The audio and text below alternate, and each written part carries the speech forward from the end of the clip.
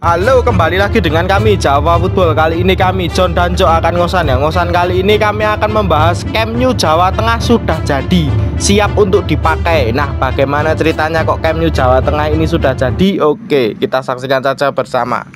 Nah, kenapa bisa dibilang Camp Nou? Kenapa bisa dibilang stadion ini mirip dengan sana? Ya, kita mirip-miripkan aja. Sebenarnya juga hampir-hampir mirip sih. Dari segi tribun juga tingkat. Ini ya mungkin miniaturnya lah. Baratkan itu apa ya? Klub Jawa Tengah ya mungkin stadion terbaik lah mungkin saat ini loh ya. Ini kan sudah jadi. Ini adalah stadion dari PSIS Semarang, yaitu Jatidiri. Dengan tadi itu sudah mulai opo ya ibarat tes lampune wis megawe kaya ngono, wis hampir dadi lah. ATP VIP sing kemarin itu sempat dongkrok, ibaratnya sempat ya ibaratnya ra digarap, sekarang sudah selesai. Ya mungkin karena Covid kita bisa memaklumi ya. Seperti stadionnya PSM Yogyakarta itu juga terbengkalai karena ya mungkin keadaannya seperti ini. Ya, kalau nggak ada keadaan seperti ini ya mungkin sudah jadi semua stadion nih. Lah, Stadion Jatidiri ini sudah hampir jadi, mungkin sudah ya bisa dibilang 90% atau 95% ya. Ini sudah hampir jadi dan bisa digunakan untuk PSIS Semarang. Menurut pandanganmu Cuk, ini gimana nih megahnya Stadion Jatidiri yang digadang-gadang dengan Camp Nou-nya Jawa Tengah ini? Ya, ini stadion karet ya. Kenapa kita bisa bilang karet? Karena pembangunannya sangat karet. Ini terlalu lama sih. Tiap tahun molor terus. Banyak kendala, banyak problema. Sampai-sampai kemarin supporter PSIS sendiri protes ya, hampir mau demo soal pembangunan Jatidiri ini yang molor. Ya gimana ya? Ini mungkin stadionnya kebesaran atau apa dananya kekecilan. Kita nggak tahu lah ya. Itu yang tahu adalah Pemprov Jawa Tengah dan Pemkot Semarang. Tapi yang pasti tahun ini kayaknya fix ya. Jadi nggak mungkin molor lagi lah. Ya betul sekali ya. Tahun ini Stadion Jatidiri harusnya sudah bisa digunakan PSIS Semarang ya. Mungkin musim berikutnya itu jika sudah ada penonton itu mungkin stadion ini bisa digunakan untuk PSIS Semarang. Wah, stadionnya cukup megah. Dari awal dulu konflik stadion ini itu waktu dibangun juga banyak ya, juga perdebatan di situ. Dari mulai cagake sing cilik-cilik, dari mulai kursine sing kemepeten, dari mulai bangun gon tribun buri gawang tok baru terus mandek dan lain-lain, ibarat kan seperti itu.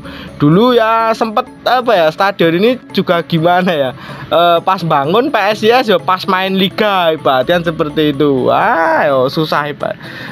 Lalu tim PSIS Semarang ini mengungsi di Magelang ya, cukup lama ya, beberapa tahun di Magelang. Akhirnya ya juga didemo juga oleh supporternya. Menurut pendapatmu Cuk, gimana ini tentang soal dulu konflik-konflik dari Stadion Jatidiri yang menurut pandangan saya juga aneh juga. Mosok kursi mepet karo dengkul gini yo piye yo, kan aneh ibarat seperti itu ya.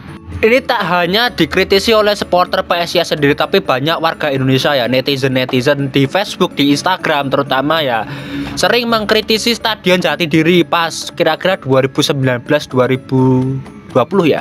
Ya karena memang pembangunannya molor, desainnya ya kayak gitulah ya, acak-adut ya. Mungkin gak sesuai dengan awal desain, terus terutama kursi ya. Kursinya itu dulu kekecilan, bakal sering difoto oleh netizen di sosmed dan jadi bahan ejekan lah ya. Ini kan ya sayang sekali. Ini kan stadion ya digadang-gadang emang terbesar di Jawa Tengah, bahkan se-Indonesia lah ya, bisa dibilang se-Indonesia ya, masuk kategori ini ya lah. Tapi ya sayang sekali proses pembangunannya molor, acak-adut dan lain-lain. Tapi ya terima aja lah ya. Yang penting ada stadion dan PSIS bisa punya stadion mewah. Betul sekali, stadion ini dengan 3 tingkat ataupun 3 tribun. Ini mirip sekali dengan Camp Nou. Jadi telung sap ngono kae. Ya mungkin saya harapkan stadion ini bisa kuat dan tahan lama itu. Yang dulu sempat viral itu karena cagak-cagaknya terlalu kecil dan lain-lain. Masuk stadion gini ya mungkin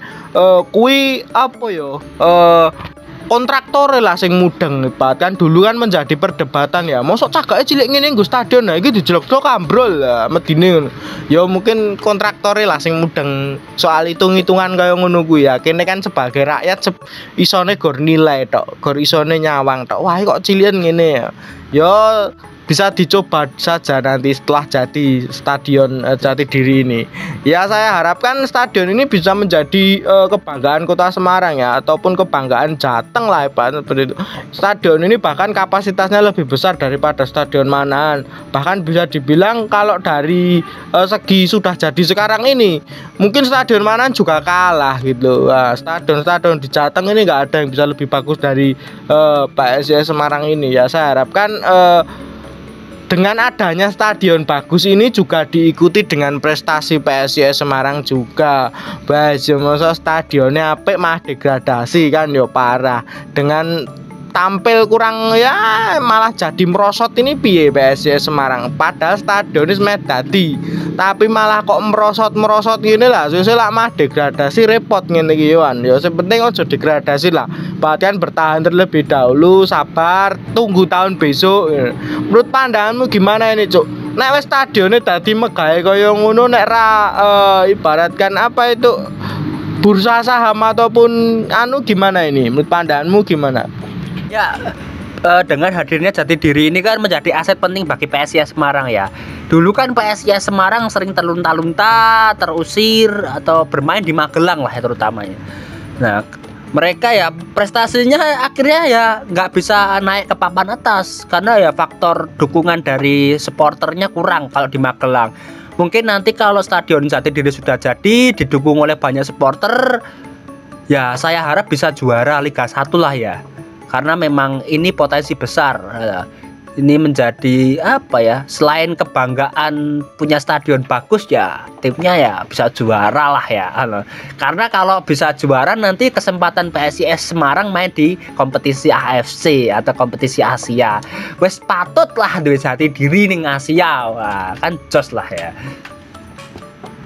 Betul sekali, harusnya targetnya seperti itu ya. Ya saya dengar kemarin berita 2025 PSIS tak target juara ya, seharusnya tidak seperti itu. Jika stadion sudah jadi, targetnya harus berubah. Targetnya harus Asia juara itu. Mosok kalah karo Persis itu lagi munggah Liga 1 wingi lho, onre langsung. Target selanjutnya juara Liga 1. Wes. Kuwi lho sing dibutuhke oleh para supporter PSIS Semarang ya, memang harus punya target dan tujuan. Mosok klub randi target dan tujuan gitu loh. Tujuannya ya jelas. Misal manajemen nek pengen bursa saham ya monggo tujuannya bursa saham. Nah, sing perlu dilakoni apa wae, syaratnya apa wae ya wis dipenuhi ngono lho. Maksudnya kan zaman sekarang itu sudah enak sekali. Bisa dicontoh Bali United. Bali United dulu seperti apa? Mengontrak stadion jangka panjang, punya training ground, punya ini itu, punya aset dan lain-lain. Nah, mungkin bisa dicontoh juga oleh PSIS Semarang ini. Nah, tidak memungkinkan juga klub seperti sekelas PSIS Semarang ini melaju ke bursa saham karena memang sangat menguntungkan sekali bagi manajemen PSIS Semarang yang mengelola ya, agar gimana ya, biar tim ini tuh bisa tetap berjalan terus, tetap yo mungkin sangat lah Pak yang Liga 1 ora gor sebatas gor apa ya, cuma gor numpang nih Liga 1 ngono peringkatnya gor semono-mono tapi ora ditargetkan yo piye Pak, kan seperti itu. Khususnya mah didegradasike lho. Kan bahaya juga jika seperti itu. Klub ini juga punya sejarah, klub ini juga penuh dengan ibaratkan itu ya supporternya juga bagus ya, juga penuh. Manajemennya yang sekarang juga sudah bagus juga menurut pandangan saya pribadi.